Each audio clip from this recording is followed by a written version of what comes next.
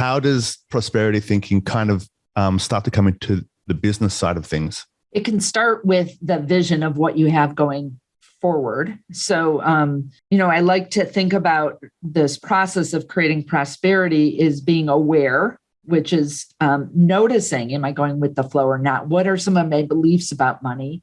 Being clear, which is where do you want to go? Like, what is the vision for the business?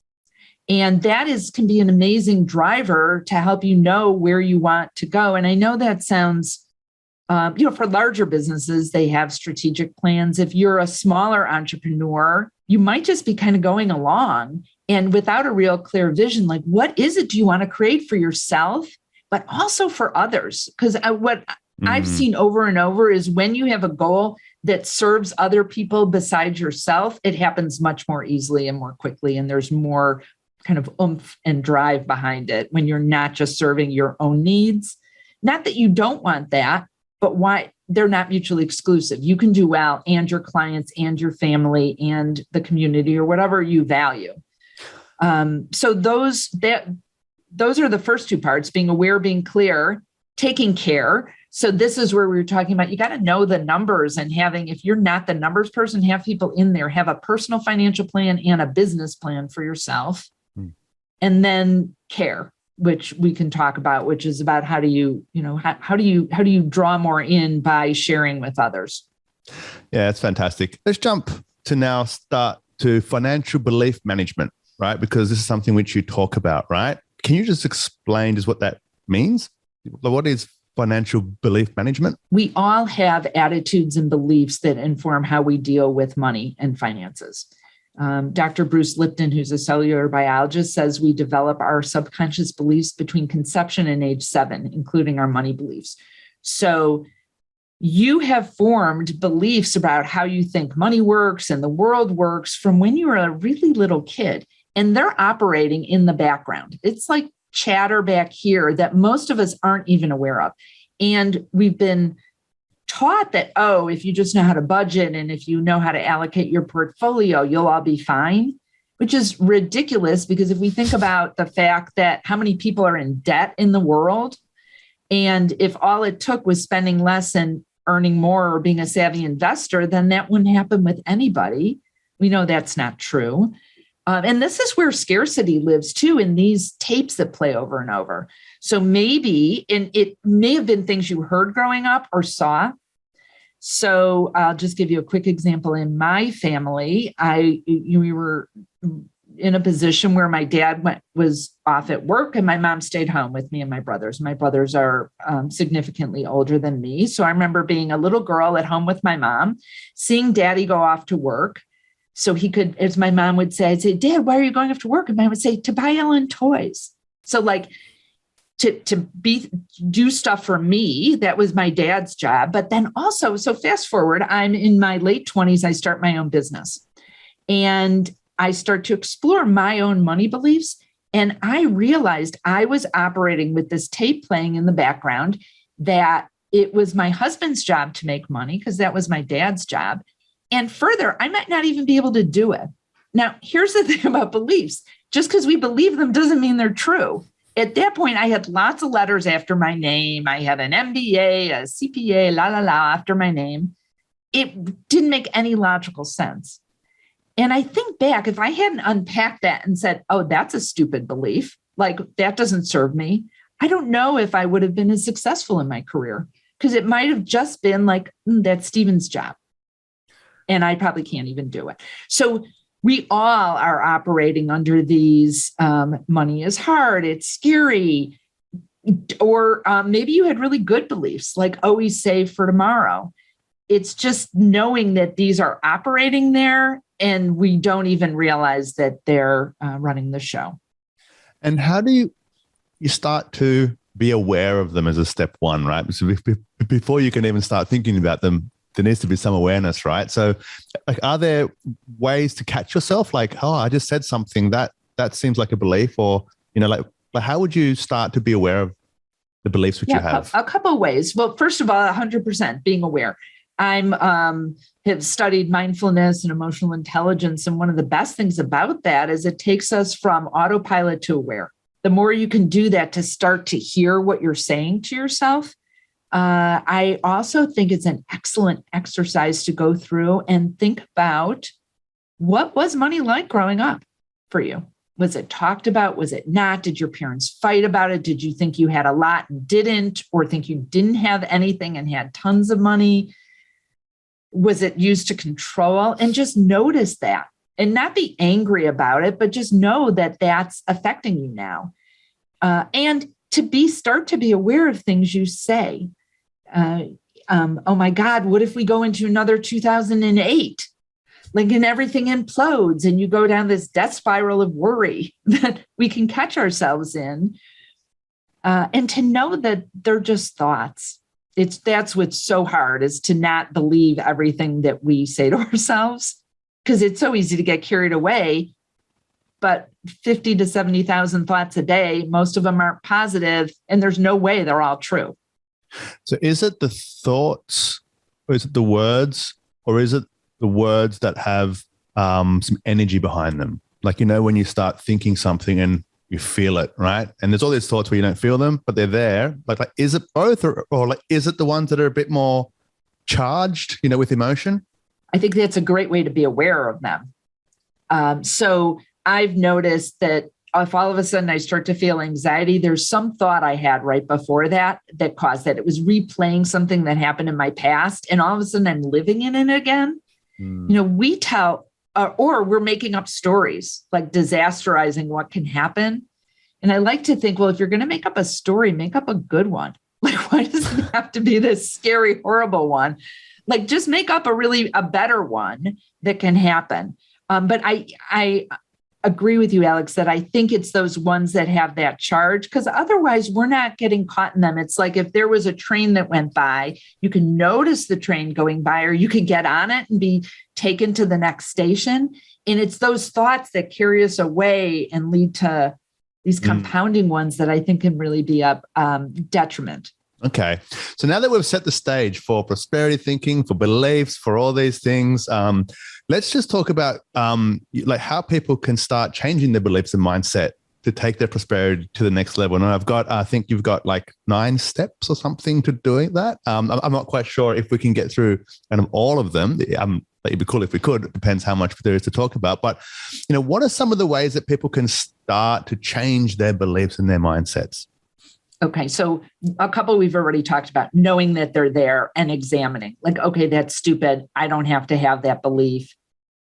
One of my favorite strategies when you catch yourself saying something you really don't want to have happen, is to say, cancel that thought, clear it away, and replace it with something else instead. We've taught our kids this since they were little. Like, if someone says, I don't even know, like, I'll give you an example. When I used to go to group fitness classes and the teacher would go, "This is a killer," I'd always say out loud, not really loud, but cancel clear. Like, I don't want anyone in this class dying from doing too much cardio. Okay.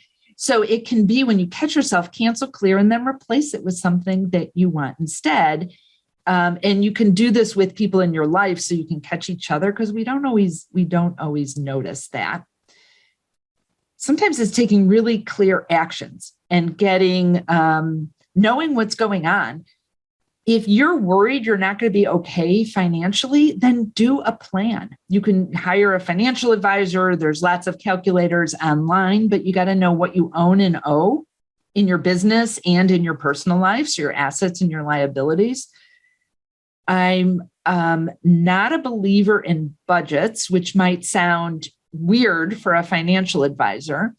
And it's not so much that I don't think you should know where you're spending your money on. I absolutely do. Most people are unconscious with that.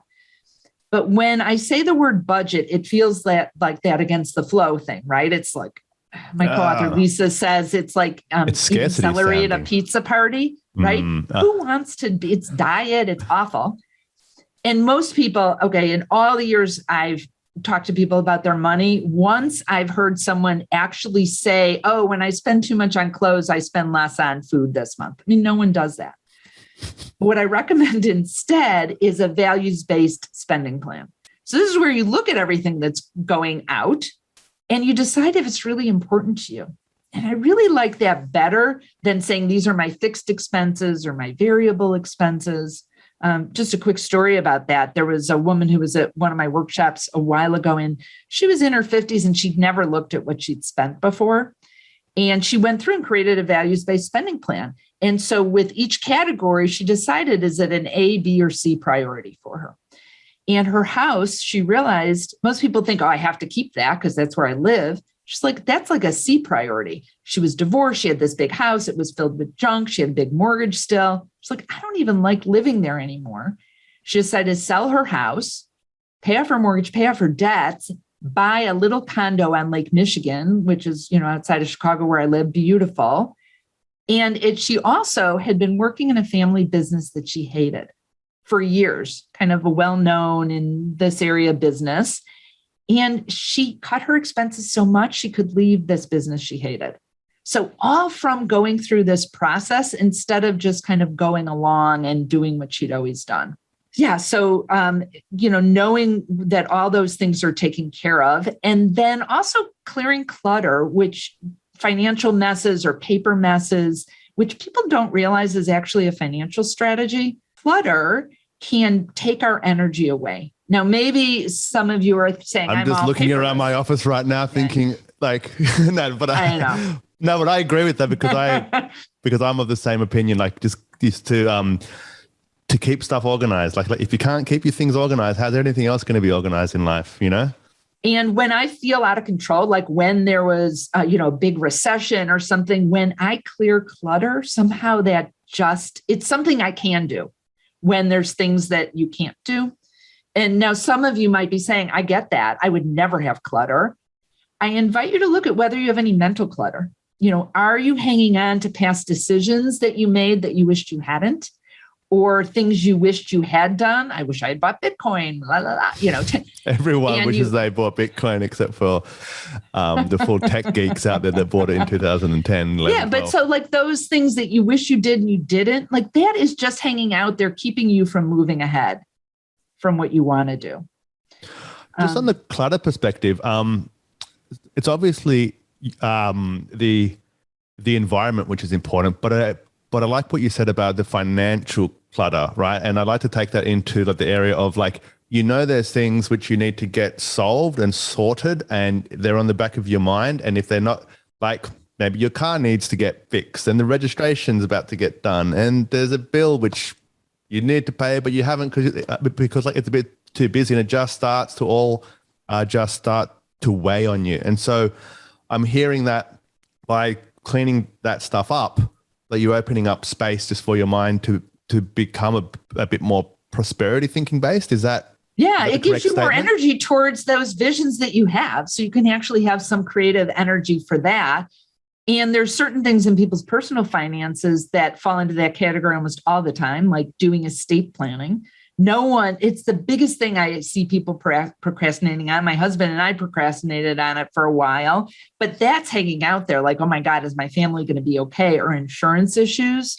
100% trying to knock those things off. Actually, when you're saying that, I was thinking of something I needed to handle. I'm sure everyone's thinking of something, right? That's part of the challenge. Yeah, no, but it's really, really important. And even if you just make a list and start knocking it off one by one, that's going to be so helpful for moving ahead. And you'll feel so good. There's just this energy. I remember when I was a little girl and my dad would say, if you don't clean your room, I'm going to throw all your toys away. And he would get a big bag and threaten. And then I'd finally clean up my room and it felt so good. I was so proud. I would take him on a tour. And my mom, but my dad more because he was the one that was pushing me to do that.